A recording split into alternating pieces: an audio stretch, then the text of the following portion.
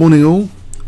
I think some of you may be following the Tata Still tournament, very strong tournament, 3 groups, previously known as like Chorus. It's A group has got many of the top players in the world like Magnus Carlsen, Grishuk, Kramnik, Nakamura. Anyway, so Carlsen's not doing that well actually. You may have heard he lost to Giri, who's actually younger than himself. Let's flip the board. I think it might be the first time Carlsen's ever lost to someone younger. Giri apparently got the GM title, skipping the IM title, and he'd won the B section convincingly, I think, last year. So he's a super talent, a very young super talent. Okay, and let's take his perspective actually on the game. So he played knight f6, g6, now g3. Okay. I've got my Qb4 on at the moment, so when it gets tactical, it's quite a short game. It's we'll be on the alert for technical variations in this game. So bishop g2, so may transpose into a sort of fianchetto variation of the king's Indian, but with the next move of Giri, actually, it's more Gruenfeld type territory. So d5. I've got this 2 volumes. Of opening manuals actually, which seem to recommend g3. I'm just going to check the name. Boris Avrukh. People were mentioning Boris Avrukh books at the London Classic to try and get an advantage with white. Apparently, they've gone down very well. So I got the 2 volumes. I haven't really gone through them much. It's quite heavy going, I think. But the main theme is to fianchetto against most systems. So anyway, so it seems maybe Carlsen's bought those books or something. So he's fianchettoing. So c takes, knight takes. So knight f3, knight b6. A bit of provocation from black, maybe an Alekhine defense type maneuver. But is it like the Gruenfeld? Well, there's some pressure on d4, but the fianchetto makes white position look very solid on the king side. There's no fracturing of structure, like in the main Gruenfeld lines, like knight takes, c3, b takes. So it's fairly solid for black, but it's interesting though that black seems to play very naturally in this game. Okay, one quiet waiting move here. He wants to avoid Magnus getting. If he played e5, he wants to avoid this space advantage which white could get here. White would have a clear advantage here in space. Something like f5 is not too hot. Maybe queen b3 or knight g5. Okay, this would be the sort of position Magnus would really like.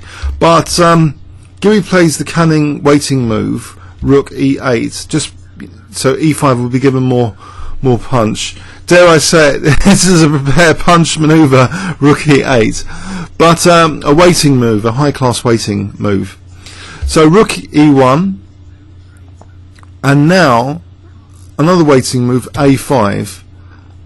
So the mechanism which Magnus wants basically is to be able to answer e5 with d5, and I think that's the main logical reason for wanting to play this next move, which may have not been prepared. I think Giri indicated it wasn't a prepared move by Magnus, this queen d2, but I think its basic idea is to leave the queen protecting the pawn to support d5 if e5.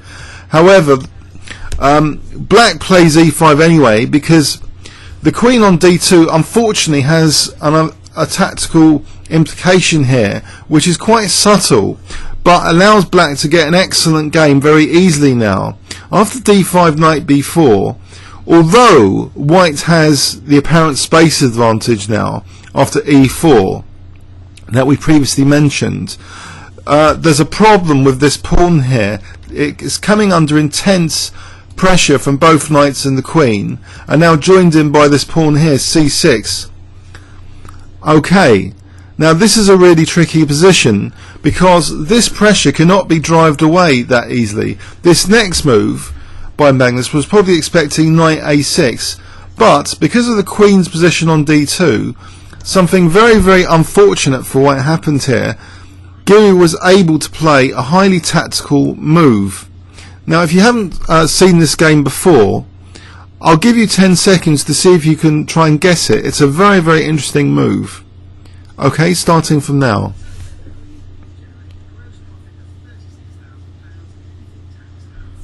Okay, well done if you have guessed it. Even greater well done if you've guessed it for the right reasons. So C takes d5, and okay, so if Magnus takes, he's going to just lose a pawn for nothing. You know, knight takes d5 because all these guys are on this d5 now. So he takes on b4, he accepts that knight sack. Unfortunately it's a temporary knight sack, because now after a takes b4, how can white stop losing the knight back? You know, if knight takes d5, that's a disaster because there's rooks and pre here. Just rook takes a1. You know, this knight's protected, there's nothing to attack here. If he moves his knight back to a2, then black gets the piece back with b3. So that's the tactical point here, using that pin on the a file. So black is getting the piece back with a very, very comfortable game actually after. White's got vulnerable pawns after this sequence of events. Rook takes a8. And now there's reasons I move, well, not knight takes a8, just b takes c3. Because, you know, attacking the queen, and the knight's also protecting that rook. So he's just, sorry, attacking that rook. So he's going to get his piece back. He's got his piece back now after knight takes a8. So at move 17 though, Rybka's evaluation, yeah, slightly better for black, but it takes some pretty disastrous moves now for white to lose this so quickly in just another sort of 4 moves. So the first move from black here is knight b6. Now really, d5 under fire again. And unfortunately black's got the liberating e4 at any time as well, not only opening up the bishop but also some other tactical implications of e4. So black's got some dynamism here, and this d5, so this is a space advantage but with major problems, and it's only a temporary space advantage. This pawn's going to be munched, but I think Magnus's best chance would have been to sack a pawn here, either with you know, c4 is an interesting try, I think. Queen b4 with a bit of compensation. For example, this position is certainly not as disastrous as the game, and maybe Magnus can exert some pressure and generate some chances. You know, it's not the first time he would have been a pawn down. He's won many games a pawn down with pressure. Okay, but of course black's slightly better here. But it's much better than the game. This pawn sack, just c4. Another idea, d6, just basically losing a pawn like this maybe as well. So rook takes, just bishop a3, again another way of losing a pawn. But still with fighting chances. So both these tries are fighting chances. But what Magnus plays just quickly really goes downhill.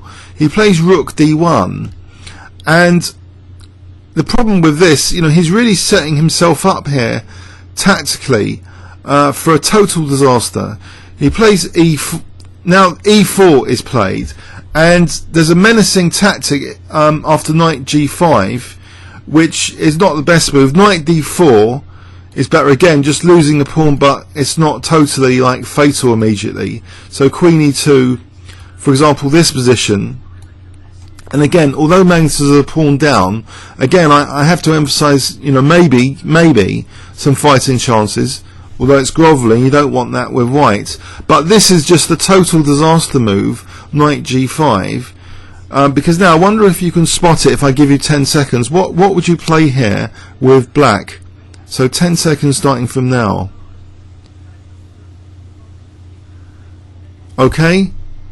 e3, just interrupting the protection of the queen and knight. So there is maybe a cunning tactical trap which Magnus was thinking about here, but it fails in a number of ways actually, as we're about to see. So queen b2, which again may not be the best move, but no, it is looking pretty grim at -1.46 at minimum now, looking at Deep Rybka 4. So queen b6, Magnus's position is technically terrible, but practically it's also terrible. Black has a really crushing move. As well as queen takes g5, there's technically this move as well is really crushing for another reason. But okay, queen takes g5 was played, right? And in this position, you may wonder, well, why can't Magnus take the knight on b6? If he takes the knight on b6, there's a beautiful variation here. Okay? So I'll give you the first move, e2. So attacking the rook, and it will be with queening, so you can't take the queen. So rook e1. Can you spot a winning move here if I give you 10 seconds here? Okay, beautiful variation. Queen takes c1. Queen, and now I hope you can spot it here, bishop h3, weaving that mating net, so forcing, you know, winning the queen back just to be a bishop up. So that's why this move by Magnus fails tactically in that variation. He's hitting the knight as though queen takes g5, queen b6, but then there's beautiful e2. So it's quite interesting how tactically this has been a disaster for White in this variation, even with the queen takes b6. Okay, but actually even better than queen takes g5, Deep Rook of Fools crying out for this move. Let's have a brief look why this is so strong. So knight takes c3, attacking the rook, and now just queen takes g5. So that's a much safer way of just maybe being a more clear-cut way of just being a piece up. So what will happen here if queen c2, again you just take, and it's terrible, isn't it? You know, you don't want to this position as White. In fact, here even stronger than, well, there's all sorts of moves, but knight takes d1, ef will do. You know, it's a disaster. Bishop f5. Either takes or rook e2. So it's a total disaster actually after this e3. But for quite subtle tactical reasons, I hope you'll agree that Magnus was thinking maybe, you know, quick queen b6, you know, but then this horrible variation with e2 emerges. So queen takes g5. So what he played was actually not queen takes b6, but bishop takes e3. But this fails to very simple moves compared to the other variation. There's about 3 clearly winning moves. The move in the game played was just queen g4, just hitting that rook which is on pre. Now let's see, you know, if f3 was played, then again the rook can be hit with queen a4, but there's other winning moves here as well. You know, like knight c4 would leave pieces and pre, like this bishop. You know, this f3 doesn't do anything for that bishop, so queen f5 for example. Okay, so that's pretty horrible stuff. That it's embarrassing really that this was the final move of the game, queen g4. It's fascinating really that Magnus can lose in such a tactical manner. So we're all like human, and as such, even if you get, you know, the highest FIDE rating on the planet, you can still like lose in a horrible tactical manner, as this game demonstrates. So if we replay it again, so it was kind of Gruenfeld like with this high class waiting move, rook e8. So black really okay, you know, White's aiming for that space advantage potentially with d5, but black really put the question about the d5 pawn here being extremely vulnerable in these variations now after e5, because this queen d2, although it supports d5, it also, this horrible tactical implication which was played on, that this a-fold dynamic, believe it or not, this Emperor rook and this ability for this pawn to attack that queen. Very subtle tactical implications here, brought to the fore here with this move c takes d5. So the A-file dynamic and the queen on d2. So AB, AB. And although, you know, black hasn't won a piece yet, it's here that this is a really uncomfortable position for white after this knight b6. Because there's no easy way, actually, of defending that pawn. And okay, actually, in this position, let's have a brief look. Knight g5 out of interest. If knight g5, just chase the knight, f5, queen d6. Now here, maybe a practical chance for white is knight e6. But again, you know, black ends up with a great position here. It's a very nice position to have, and it's going to be a pawn up again. He's going to round up this pawn. He's going to take it now. And maybe, you know, in this kind of position, b5 even, not even taking back. So we're keeping the threats like knight takes d2 and bishop c3. So again, you know, this is like miserable stuff for white, you know, pawn down. So in the game, yeah, it was a tactical disaster because of this seemingly simple, you know, mechanism e3, but it's actually a complex backfiring tactic now on white's first rank. After this queen b2 hitting the knight, seemingly tying down the queen, and all will be okay. But unfortunately, this pin of this pawn backfires on the poor bishop. So in that very interesting variation we saw, that queen b6 is not possible because of e2. It's a remarkable tactic here. So that was avoided with, unfortunately, a much more simple, you know, refutation. When bishop takes e3 was played, just hitting that rook now on g1. So, you know, allowing the knight to be taken because the rook's been hit. So here Magnus resigned. Yes, 22 moves. But there are a lot of very interesting games from this Tata Still tournament. And if you'd like me to quickly run over some others, please let me know. Okay, thanks very much.